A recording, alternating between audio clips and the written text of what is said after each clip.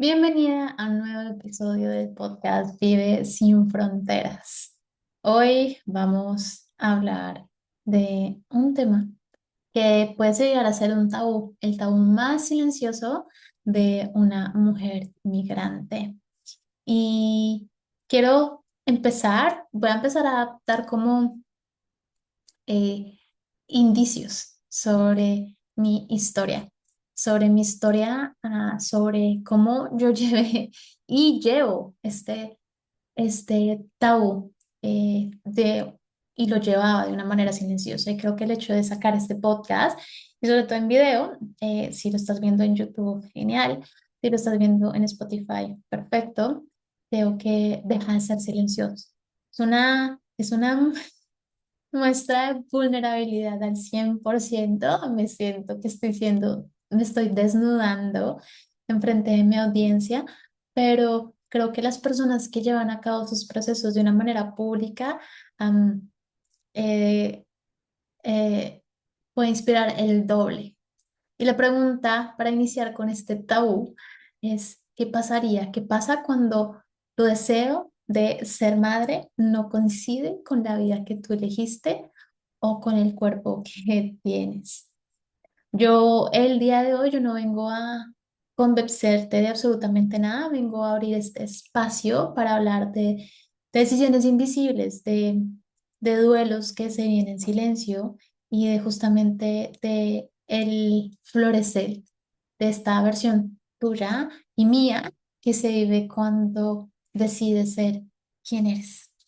Es con esta mini introducción y te quiero agradecer primero que todo por seguir escuchando el podcast de Vidas sin Fronteras. Si me estás viendo en YouTube, lo puedes encontrar también en Spotify, como Vive sin Fronteras.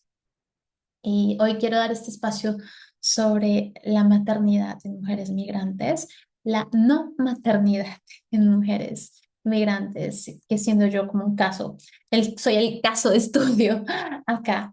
Y yo sé, y este episodio se inspiró de muchas señales que tuve primero de otro podcast que escuché, también de la serie de vídeos en Netflix, que es como estos espacios para normalizar algo que es la crisis de la maternidad en el siglo XXI y de cómo se viven esto en nosotras, en esta nueva generación. Y que ahora se escucha mucho más con la posibilidad de quienes deciden no ser madres y también donde yo también me encuentro, de la decisión de no ser madre y de que también justamente hay muchas mujeres allá afuera que también decidieron tomar esa decisión de no ser madre. Pero primero que todo, quiero decirte que no eres la única, ni yo soy la única, porque hay una tendencia allá afuera en el mundo de la disminución de tasas de fertilidad y eso es algo que eh, se ha demostrado en los últimos años, pero también hay un aumento de mujeres que deciden no ser madres o deciden retrasar o que se convierten no en una prioridad por un momento o en países donde hay más mujeres que nunca eligieron ser madres, ¿no? Eso digamos como a nivel de las tendencias globales, pero también hay factores contextuales, digamos, que también hacen, y quiero que hablemos poquito a poquito de ellos, que se sienta esa sensación como de disociación en nuestro cuerpo que yo también sentí. Y el hecho que yo haber conocido esta información me ayudó como justamente a todo el proceso que viví y que estoy en mi proceso también. Y que así como me ayudó, espero que también te sirva. Porque sí, sabemos que hay esas tendencias como que se está dejando ver que hay otras opciones de decir no ser madre, pero también hay esos factores estructurales, que es primero las crisis económicas que se han visto en los últimos años, la precarización laboral para migrantes, que es uno de mis objetivos también en Amor Sin Fronteras, que es fomentar esta integración laboral luego del proceso de migración, pero también así también ha sido la inestabilidad emocional creciente y las redes de apoyos que no son presentes y que están reducidas al emigrar, ¿no? Entonces, primero que todo, para hablar de temas de de tendencias globales. Eh, Obviamente en el mundo hay este incremento de que justamente los niveles de fertilidad han caído drásticamente. O sea, en los años 60 la tasa de fertilidad promedio a nivel mundial era de 5 hijos por mujer. Hoy en día, y dependiendo del país donde se encuentra, pero digamos, afuera, como en países como desarrollados, hay un promedio ya sea de 2 hijos aproximadamente por mujer. Pero en Latinoamérica y en los países donde ustedes me escuchan, que está Colombia, México, Argentina, también la situación, la tasa de fertilidad ha disminuido, llegando justamente a lo mismo, 2 hijos por mujer. Entonces, esto muestra que justamente hay una tendencia sostenida desde hace décadas ya hacia menos nacimientos, nacimientos por mujer. Es decir, muchas mujeres, familias, estructuras deciden tener menos hijos, retrasarlos o directamente no tenerlos, y esto ya se empieza a convertir en una, coloco entre comillas, normalidad social o global, y que no es algo que sea marginal, ¿no? Pero eso también, el hecho que haya una baja fertilidad, tiene muchas implicaciones profundas a nivel social, económico y cultural, porque las estructuras que sostienen esto, que son las estructuras familiares, entran en cuestión. También entra el envejecimiento de la población, también entra la redistribución de roles, donde otras personas que no son padres biológicos o familia biológica entran justamente, y está también entra en cuestión la estabilidad de las redes de apoyo, ¿no? O de cuidados, entre otros, ¿no? Entonces, eso es muy importante saber de cómo esas cosas empiezan a activar, a afectar otras cosas a nivel social, pero también hay cambios en los calendarios reproductivos, y hoy en día hay mucho más mujeres que postergan la maternidad. Y este aplazamiento está ligado obviamente a transformaciones sociales, ¿no? A que las mujeres tenemos ahora mayor acceso a la educación, ¿no? De eso empezó, si no estoy mal, el acceso a la educación, y digamos como que más empezó a haber a finales del siglo XX, si no estoy mal, a tener mayor acceso a la educación, a que pudieran insertarse laboralmente las mujeres y que pudieran tener su propio salario, ¿no? A tener, como empezar a tener aspiraciones personales distintas a las que tenían las generaciones anteriores, donde solamente nos quedamos en la casa para preparar la comida a nuestro marido y ya, ¿no? Mm, Pero también hay otras cosas muy importantes que como individuos eh, tenemos también en cuenta, ¿no? Y otras como causas. Hay transformaciones profundas en la economía, en la cultura, en el sistema económico que vivimos, que es el capitalismo, ¿no? Y la forma en que se organizan las familias y las vidas, ¿no? Y justamente empezando por el sistema económico en el cual vivimos, el sistema capitalista que nosotros vivimos ahora.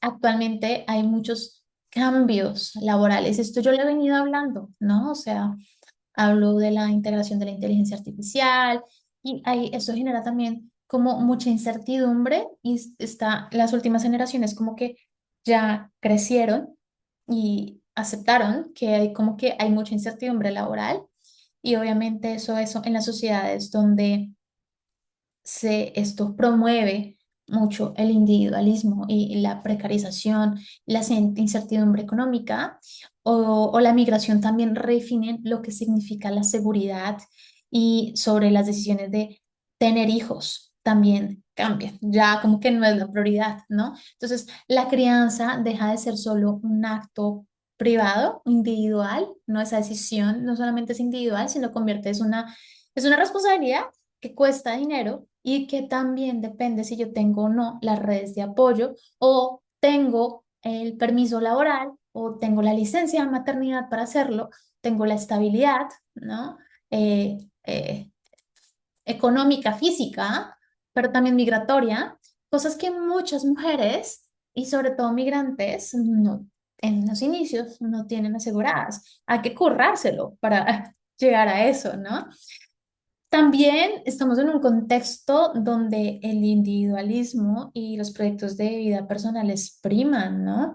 Actualmente como que se tiende mucho a más valorar la autonomía, este desarrollo personal, la libertad, ¿no? Y tener hijos ya no es necesariamente como el destino natural de una mujer, es una opción, no es una obligación, pero social y culturalmente, y ahorita hablamos un poquito más tarde de cómo culturalmente en la cultura latina, en muchas tradiciones, aún pesa como mandato materno, ¿no? Es ese choque entre valores modernos y tradicionales que puede generar culpa, conflicto y decisiones difíciles, o que me toma más tiempo como tomar esta decisión, ¿no? Pero también está todo el tema de justamente de género, ¿no? Está esta desigualdad de género. Aún se sigue presentando y eso también afecta a nuestras decisiones. El costo de crear hijos suele recaer muchas veces desproporcionadamente sobre las mujeres. Y eso también, mujeres que combinan el trabajo, la migración, la autonomía con maternidad o con el deseo de justamente de no ser madre puede ser casi imposible en muchos contextos. Y esto pone sobre la mesa la noción de maternidad como sacrificio, ¿no? En un capitalismo, en un sistema económico que no provee las redes de cuidado que se requieren, ¿no?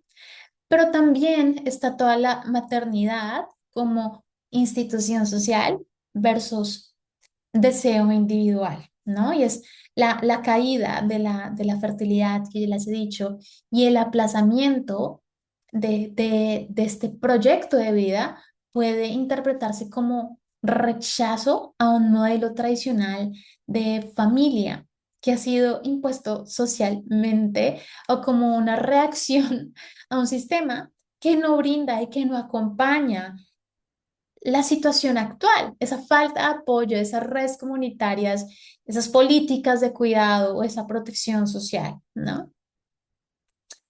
Pero también hay otras realidades. Y aquí es donde empiezo a contarles un poco más de mi historia.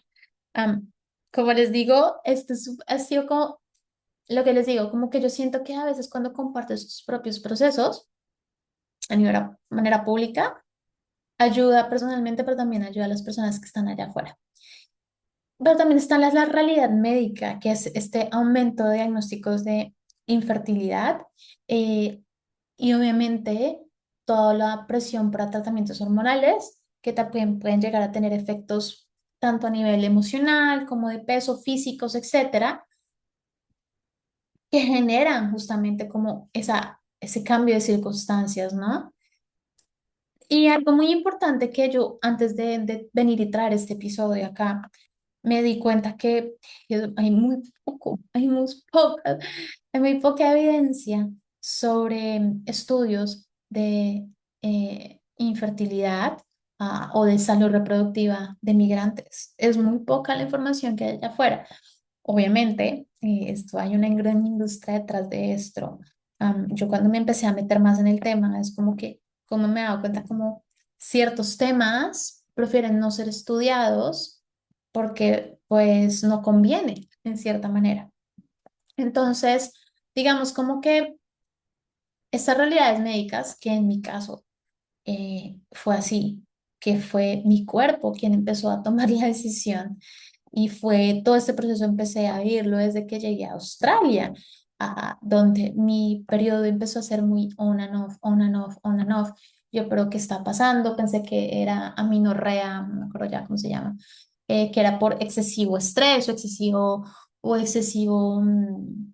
ejercicio físico. Bajé por un año, hice solamente yoga, los niveles de estrés tenía todavía la tengo, una aplicación que como que mide los niveles de estrés y mis niveles de estrés estaban bien, pero mi señorita Andrés, como decimos en Colombia, no aparecía por ahí.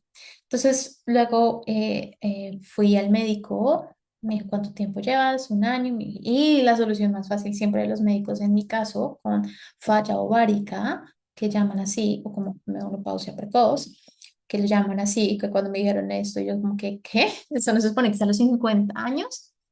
Pero también de perimenopausia, etcétera, que eso yo lo he tocado un poquito ya en Amor Sin Fronteras, como que estas crisis vocacionales, cambios emocionales, dificultades de sueño, eh, no eran otra cosa, sino que mi perimenopausia en ese momento, ¿no? Entonces, vi todo ese proceso, que aún sigo en el proceso, que eso no ha terminado, que no he dicho como, ¡guau! Sí, lo logré porque estoy en el proceso de conectarme, que tengo el apoyo de profesionales de salud que me están apoyando en el tema, no solamente a nivel científico, sino también a nivel emocional, y a nivel como espiritual también estoy llevando a cabo ese proceso. Pero esa es mi manera también de hacer visible esto, es lo que es invisible para muchas. Porque la infertilidad, digamos en mi caso no es que yo sea completamente infértil, pero obviamente pues como no llega la menstruación, en cierta manera, sí afecta un poco.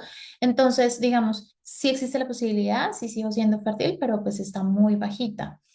Pero la infertilidad no solamente es más común de lo que muchas creemos.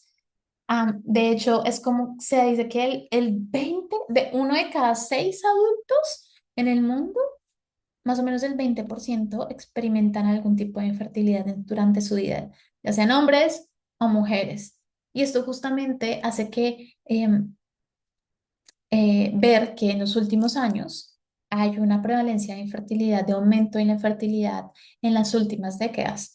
Y, y esto muestra que hay como un incremento constante en diagnósticos de infertilidad, tanto en hombres como en mujeres. ¿Y esto qué hace? Que justamente nos hace darnos cuenta que la infertilidad no es algo marginal, sino muchas personas ya lo viven y muchas veces lo viven en silencio, con culpa, con vergüenza, con estigmas. Yo estoy en este momento de o sea, cuando estaba preparando el podcast, decía como que qué vergüenza, qué van a pensar, me van a mandar mensajes porque has intentado esto, intentado lo otro, etcétera.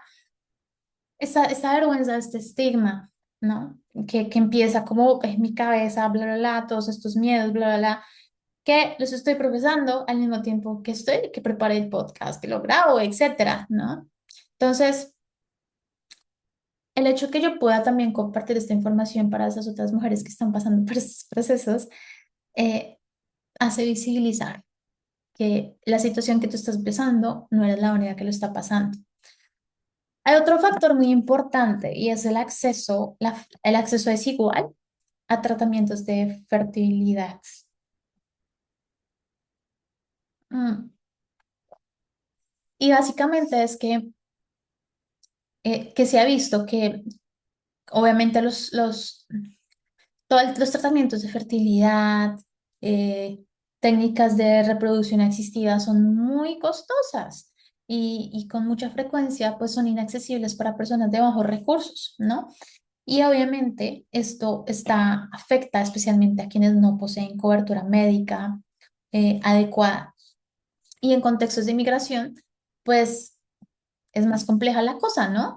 Y justamente creo que fue en Alemania que se hizo un estudio donde los migrantes, los migrantes de primera generación tenían más riesgo de infertilidad y al mismo tiempo una menor tendencia a justamente a buscar ayuda médica para tratar eso, en comparación con la población de la misma edad que local, ¿no? Entonces eso muestra eh, que sí está el riesgo, que el riesgo está ahí, porque nosotros sabemos de muchas cosas que se vienen, pero ya hablo más ahorita, más tardecito, del duelo materno y el duelo migratorio, ¿no? Entonces, hay muchas barreras para acceder a la salud reproductiva. No solamente el hecho de acceder, pero también hay mucha falta de formación por parte de profesionales médicos, de profesionales de salud, y muy poca información, muy pocos están formados en el tema, y eso nos deja huérfanas con respecto a, se supone que el sistema nos debería estar acompañando en esto, pero no, nos deja completamente huérfanas. Y obviamente falta de acceso a salud, pero también económica, ¿no? Obviamente cultural o de esta falta de información, y eso es lo que puede aumentar cuando hay una condición de migrante, ¿no? Lo que agrava justamente esta invisibilización, ¿no? De la infertilidad de las mujeres migrantes, ¿no? Y obviamente, como te decía, hay muchos huecos en la evidencia. O sea, yo intenté buscar como datos de estudios sobre infertilidad y enfocados en migración o etnicidad, o en mujeres latinas, o mujeres de color, etcétera, en clase social o en género, pero hay muy pocas investigaciones al respecto de cómo las mujeres migrantes viven la infertilidad y justamente cómo lo viven en sus países de acogida, con redes de apoyo que sean reducidas. Y esto deja muchas experiencias silenciadas, ¿no? Y yo en su momento me sentía muy silenciada. Sí, entiendo, todas allá afuera están viviendo como procesos de infertilidad, etcétera, pero yo me preguntaba cómo yo lo hubiera podido vivir si yo estuviera en mi país. ¿Cómo lo viviría? Yo estando allá sería más fácil, sería más complicado. Obviamente sería mucho más fácil y mucho más llevadero, ¿no?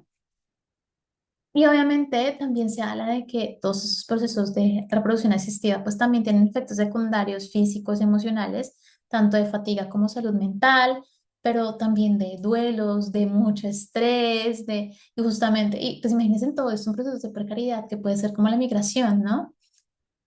Entonces hay un sesgo hacia quienes acceden al mismo sistema médico y quienes no acceden por miedo, por falta de recursos, por barreras culturales, por miedo a que vaya y que no me entiendan, cómo me voy a hacer entender, yo mejor no voy, ¿no? Entonces esas cosas, ¿no? Esos factores externos también afectan, pero también hay un paradigma cultural muy importante y que sé que obviamente acá estamos en comunidad latina, ¿no? Y vamos a hablar de la cultura y el paradigma latino, de este mandato y la presión social de ser mujer latina inmigrante, de este mandato cultural latino de que una mujer que no es madre está incompleta, ¿no? Y muchas veces, inconscientemente, me incluyo yo, pensamos que una mujer que no es madre, algo pasa, o pobrecita, pobrecita ella, ¿no? Está como muy relacionado ese factor, pobrecita, ¿no? Hay este mandato también cultural latino tenemos el rol de la cuidadora, la que se sacrifica, ¿no? Como que el ser cuidadora es como nuestra identidad principal, ¿no? Y justamente hay estas preguntas invasivas de los familiares, estas miradas familiares, ¿y para cuándo los hijos? Pero ya te acercan en el tren, ¿no? Hay otra cosa también, ¿no? Que está el mandato migrante, ¿no? Está de, ¿tú viniste a cumplir sueños o a formar familia? O estos dos discursos, o sea, ¿cuál escojo, cuál elijo, ¿no? O la carga de mostrar éxito, ¿no? Ya sea, y por esa carga de mostrar éxito me quemo, de éxito profesional, emocional y familiar, ¿no? Y esa sensación de ser menos mujer o menos adulta, que yo me lo cuestioné en su momento. Le dije, yo no soy lo suficientemente buena mujer porque no tengo la capacidad para tener hijos. ¿En qué punto, en qué sistema se creó esa relación? ¿No? Y lo coloco así porque es lo que me pasaba por mi cabeza y que sé que muchas de nosotras lo vivimos también, quienes están pasando por ese proceso, ¿no? Y durante este proceso de decisión, de tomar la decisión de ser madre o no ser madre, también se activan estas dos heridas, la del duelo migratorio, que ya ustedes lo conocen, pero también está el duelo materno, ¿no? Esta pérdida real o simbólica de la posibilidad de ser madre, ¿no? Y retornando con el tema del mandato latino, el mandato cultural latino, ¿no? Como que en donde este mandato de la maternidad es uno de los más fuertes en el mundo, o sea, yo soy la que cuido, soy la que tengo hijos, esta matrona mexicana que pienso, ¿no? O sea, eso impacta muchísimo en nuestro ser, la manera como vemos el mundo, ¿no? Crea un paradigma para nosotros. Y en muchos estudios latinos, latinoamericanos, se observa que justamente la identidad femenina tradicional está construida como ese rol de cuidadora, la que entrega, la que se abnega, la que sacrifica, ¿no? Y en los países de nuestra Latinoamérica, Latinoamérica, la mujer es un símbolo justamente de, es como la columna del hogar, es este sostén emocional y moral, ¿no? Entonces, esta genera esta narrativa que implícita o explícita que dice, una mujer sin hijos no está completa, algo le falta. Y entonces lo que yo pensaba sobre mí, es decir, yo no estoy completa, algo me falta, tengo que ir a buscarlo. Seguramente la opción para mí es ser madre, y sabiendo que incluso desde siempre nunca fue mi prioridad, ¿no? Así como el episodio de justamente de Vicky, la envidiosa de Netflix, ¿no? Lo mismo, o sea, para mí nunca fue mi prioridad, pero yo sentía que algo me faltaba. Como no tenía hijos, me faltaba y no estaba completa. Pero no era un mandato mío personal, era un mandato cultural, ¿no? Pero luego también están los mandatos familiares y esta presión social directa. Y aquí entran las preguntas que todo el mundo hace, ¿no? Que a todo el mundo lo hace, ¿no?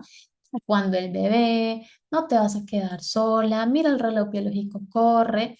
Y esas frases que parecen inocentes tienen un trasfondo de supervisión social del cuerpo, del femenino, donde la mujer buena es la que cumple el destino que se espera, ¿no? Y en donde básicamente se controla, es como ese control comunitario del útero, que todos estamos controlando qué es lo que pasa con ese útero. ¡Ah, qué fuerte! ¡Oh! Me parece, ¡oh! Yo creo que viven esta rabia que me genera. eh, pero este es mi útero, no es el de ustedes, es mi útero. Yo decido qué es lo que hago con mi útero. Ah, es que hacen esas preguntas, ¿no? Entonces, la familia extensa, la comunidad, incluso la religión, sienten que tienen derecho a opinar sobre la maternidad de una mujer, ¿no? Y que hay algo que está mal en ella o que justamente como que si tú no lo decides, hay algo que no va contigo. Pero también el discurso latino tradicional también incluye que la maternidad corrige, hace madurar propósitos. Déjenme tomo agua con esto, por favor. Mm, para una mujer que decide no ser madre o no puede serlo, va a afectar su valía personal, va a afectar su sentido de pertenencia y va a afectar su reconocimiento social y puede activarse esta herida profunda de algo está mal en mí. Ujú. Y tengo de alguna manera u otra solucionarlo, ¿no? Y me meto y hago de todo y esto, yo por mi caso podría llevar a cabo un proceso, no sé cómo se llama, cosa in vitro, ¿no? O de congelación de huevos, de óvulos, congelación de óvulos. Ah, pero no, es que no lo siento, no siento en mi cuerpo esto que yo, sea un anhelo, ¿no? Y eso, como yo lo sé, fue un proceso de autoconocimiento muy profundo de tomar esta decisión de la maternidad. Fue un proceso de saber cuándo se siente un sí, cuándo se siente un no, y empezar a ver ciclos y cosas y patrones que se repetían, ¿no? Tanto en mí, también con mi familia, etcétera. Pero el hecho de decidir no ser madre, sentí que era algo que se sentía muy alineado en mi vida. Y cada vez que vivo la vida que tengo en este momento, que es ser belle-mère, que llaman en francés, o como madrastra, que es experimentar en cierta manera un poco la maternidad, pero no al 100%. Yo dije como, wow, o sea, esta es el tipo de maternidad, entre comillas, que yo quiero. Experimento un poco el cuidado, el mentoría, el cuidar, el guiar, pero no es al 100%. No, esto no va, esto no iría conmigo, ¿no? Y yo sí, curiosamente, cuando dije como, ok, no puedo ser mamá, pero puedo adoptar, se quedó ahí en el tintero. Pero tal vez pueda llegar a adoptar algún día, pero lo tengo que hacer sola. Uy, es demasiado. ¿Qué tanto en realidad quieres ser madre? No, y en el momento que dije como, no, apareció un hombre con hijos, que literalmente no es que los haya adoptado, en cierta manera es como una adopción simbólica, ¿no? Volviendo a los temas de los mandatos, que me desvío. El mandato migrante, ¿no? Este que decía, les decía, que tiene que tener éxito, ¿no? Aquí la presión cambia justamente de forma, aquí no es solo debería tener hijos, es que me da risa, ¿cómo son de, se contradicen? Sí, sino que, ¿qué estás haciendo con tu vida? A mí me pasa mucho que también llegan a mí en Dios, en mi programa principal, que llegan, se supone que yo debería estar haciendo algo con mi vida, pero en lo más profundo de mi corazón lo que yo quiero es ser mamá. Y está bien.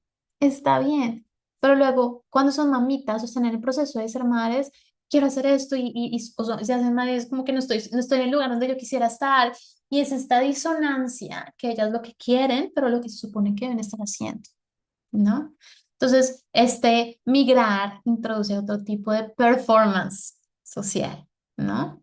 En donde el éxito se ve como la salvación para una mujer migrante latina. Se activan discursos como viniste a ser alguien, no desaproveches la oportunidad, aproveche que estás acá para crecer, lo cual genera esta idea de la maternidad, de que la maternidad compite con los sueños profesionales o que interrumpe el progreso o que te hace menos productiva. Y entonces el capitalismo, en cierta manera, convierte la maternidad en una decisión estratégica, no emocional. Y entonces ahí es donde entramos como está, las mujeres migrantes atraviesan como esta doble productividad plus supervivencia, ¿no? Luego tenemos otra variable principal, que es justamente la variable de la soledad sin tribus, sin abuelas, sin tías, sin familia. La maternidad se puede llegar a convertir en esta como que es más costosa, más riesgosa, más solitaria, más agotadora. Y justamente, obviamente, cuando tienes estas redes, ¿no? Vas a triplicar la necesidad o la percepción de que hay mayor carga emocional y mental.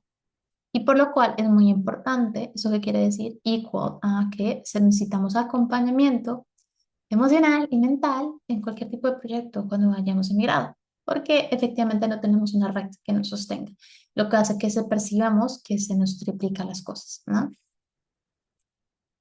Pero también el hecho de ser mujer latina migrante entra en una cosa que es que demostrar. Hay una presión casi invisible de que demostrar que vale una pena haberse ido, a no decepcionar a la familia, a no volverse derrotada o ser ejemplo de superación, inspirar al otro. Y esto crea una identidad como rige a la mujer migrante que no puede fallar.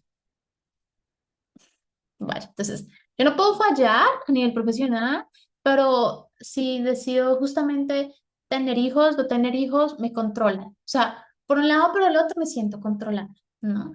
Entonces, acá justamente se vive como doble duelo, ¿no? Para una mujer migrante que decía no ser madre o no puede serlo, se cruzan estos dos duelos. El duelo migratorio, que ya lo conoces, que es la pérdida del hogar, del rol social, de la red, de la identidad laboral, etcétera, de ese sentido de pertenencia. Pero luego también entra el duelo materno, ¿no? Que puede ser el real o el simbólico, que el real es justamente es cuando hay un diagnóstico, algún tipo de infertilidad. Por ejemplo, para mí, en mi caso, es un duelo real, ¿no? Que hay decisiones médicas, que hay tratamientos que no son posibles, pero también está el duelo simbólico de cuando se renuncia conscientemente a la maternidad, ¿no? Y ambos duelos van a activar muchas emociones, van a activar justamente la tristeza, la culpa, ¿no? Va a activar esa sensación de que algo falta, va a activar esa comparación social, ¿no? Por ejemplo, en mi grupo de amigas que están en más o menos, yo por eso, digamos, amigas de la edad, de mi edad, acá en Australia no tengo, son mujeres que son más jóvenes, que están en el proceso de entrando ya a querer ser madres, y entonces empiezan con este proyecto de ser madres, y que quiero, que estamos intentándole, que no sé qué, yo me siento ya fuera, yo como que me empiezo a comparar inconscientemente, yo, pero no estamos en la misma onda, o sea, no, ¿qué está pasando? Algo me falta, pero porque yo no puedo tener la misma sensación que ellas, porque, o sea, y empiezo con el discurso del mandato cultural latino, que no es algo mío, es algo de ahí afuera. Y obviamente viene esta justamente miedo al futuro, quién me va a cuidar, ¿no? El envejecimiento solo, ¿no? La vergüenza, todas mis amigas son mamás y en migrantes. Esto simplificado obviamente por la soledad y la falta de contención cultural, ¿no? Entonces, quiero que visualices, para que te visualices a ti misma, de por qué estoy viendo que eso me está costando tanto tomar esta decisión, porque para nosotras, para tomar la decisión de ser madres es completamente diferente a una mujer que está en su país de origen. Para nosotras tenemos una presión de nuestra identidad. Entonces, imagínate, si lo colocamos esto en un gráfico, tú estás en el centro, en una hojita, arriba está lo que espera la cultura, ¿no? De justamente de tu útero, literal, lo que espera tu cultura, lo que necesita tu cuerpo, ¿no? Que se sigue viene internamente, lo que exige el capitalismo, ¿no? Capitalismo útero, ¿no? Y lo que sueña tu alma. Y muchas no van en la misma dirección. Eso genera mucha disonancia y mucha culpa, ¿no? Mucha vergüenza, ¿no? Sobre a no cumplir el mandato am, materno, ¿no? A no cumplir esto que todavía se ve como un fallo o una anomalía. Y también puede llegar a activar la autoexigencia femenina, ¿no?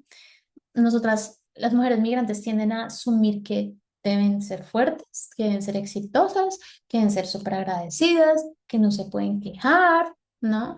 Que hay que justificar sus decisiones y eso silencia dolores profundos, ¿no?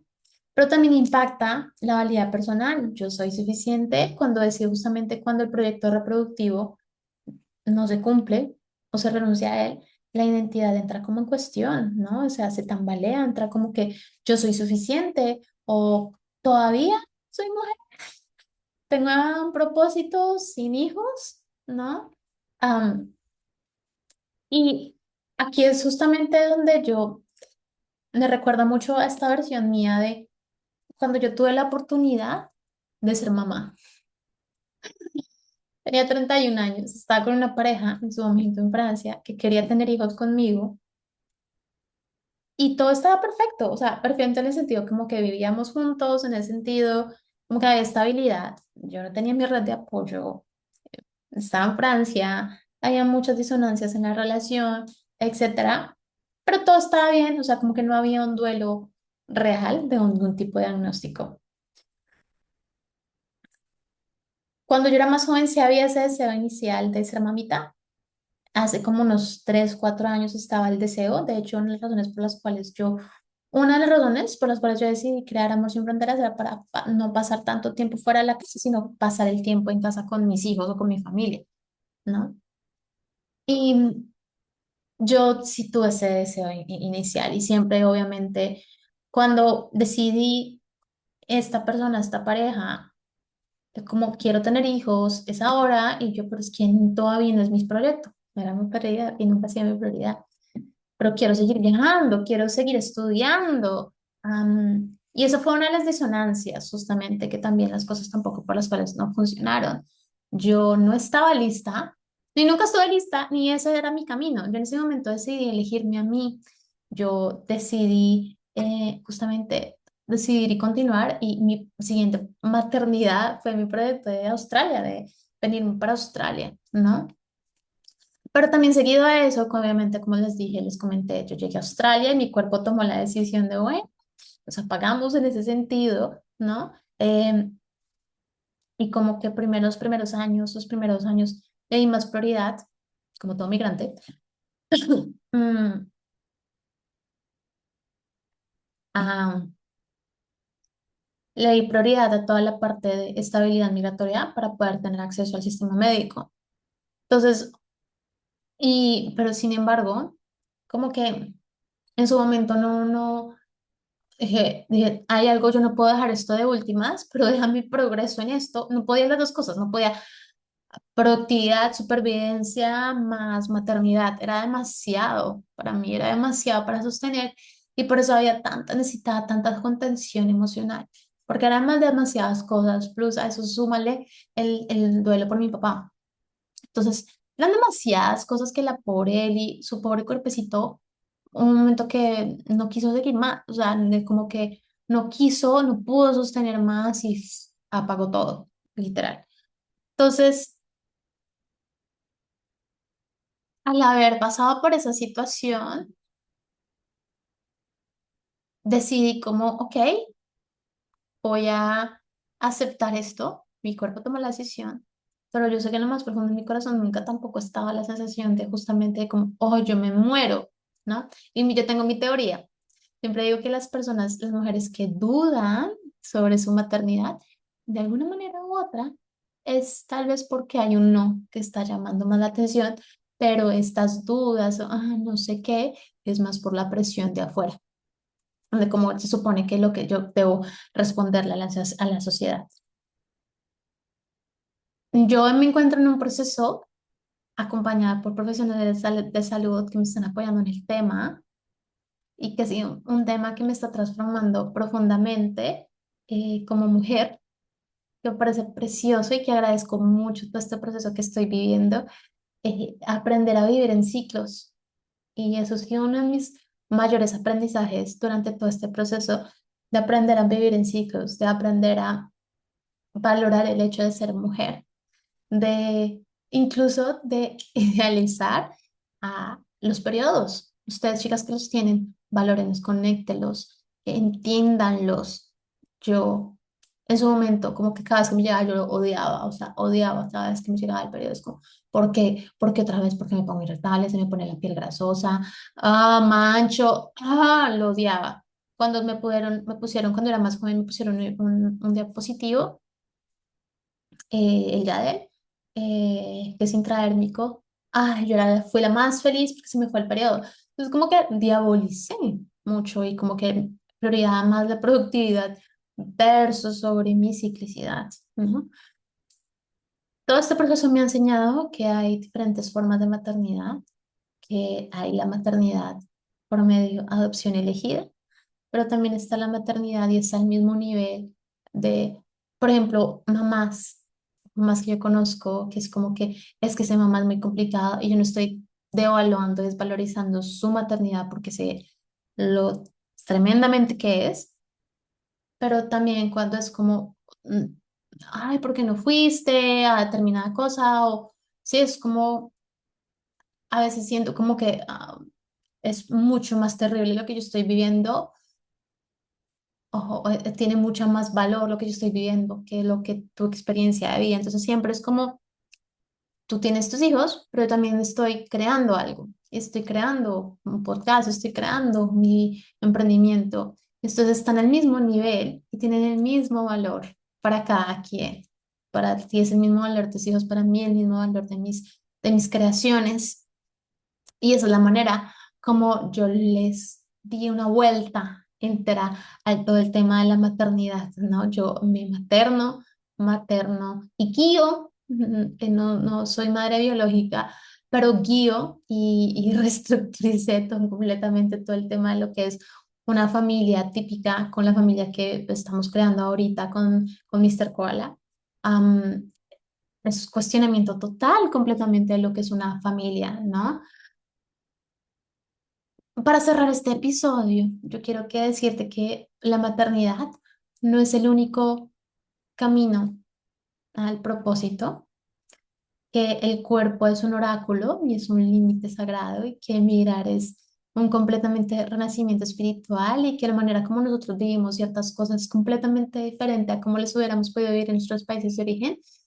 A veces la vida nos quita un sueño para abrir un servicio mayor. Eso fue mi caso, ¿no? Y quiero que te preguntes algo. ¿Y si no tener hijos también es un acto de amor? Porque muchas veces el cuerpo sabe cosas que la mente aún no ha comprendido. Y yo quiero que este mensaje llegue a todas las mujeres que querían ser madres y no pudieron, a las que eligieron no serlo, a las que aún no saben, a las que son madres de otros modos, ¿no? A las que emigraron y sienten que llevan dos duelos adentro. Quiero recordarles que su valor no depende de la maternidad, sino de la humanidad que ustedes llevan por dentro. Las abrazo enormemente. Muchísimas gracias por haberme escuchado. Este es un episodio de muchísima vulnerabilidad para mí. Eh, que por ya esas heridas de vergüenza, etcétera, se abren, pero es muy sanador compartir mi vivir, mi experiencia, mi sentir para hacer visible cosas que otras mujeres están viendo de una manera invisible. Muchas gracias y nos vemos en el próximo episodio del podcast.